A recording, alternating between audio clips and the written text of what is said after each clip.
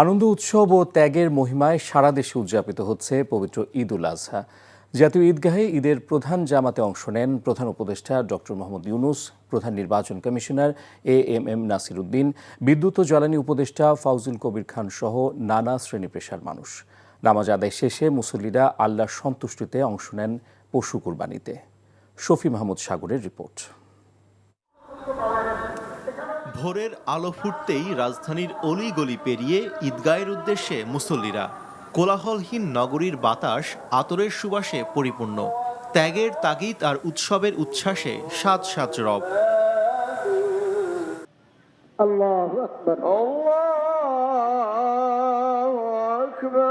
রাজধানীর জাতীয় ঈদগাহে সকাল 7:30টায় অনুষ্ঠিত হয় ঈদ উল আজহার প্রধান জামাত।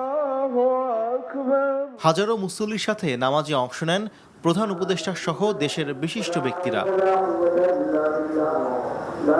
মোনাজাতে ছিল পাপ মোচনের ফরিয়াদ। পরিবারের সঙ্গে খুবই আনন্দে কাটাই, তো ঈদের দিন বলে কথা, আনন্দে তো কাটাতেই হয়। মাকে নিয়ে, নিজের সন্তানকে নিয়ে, বাবাকে নিয়ে নামাজ পড়তে পেরেছে এত মানুষের সাথে এক কাতারে, আলহামদুলিল্লাহ অনেক ভালো লেগেছে।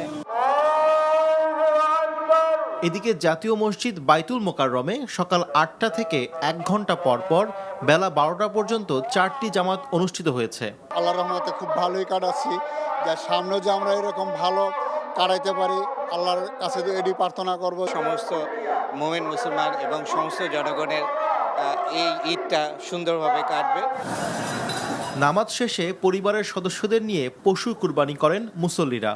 আল্লাহর সন্তুষ্টি অর্জনের উদ্দেশ্যে নিজের সবচেয়ে প্রিয় বস্তুকে ত্যাগ করার মধ্য দিয়ে শুরু হয় কোরবানির প্রচলন।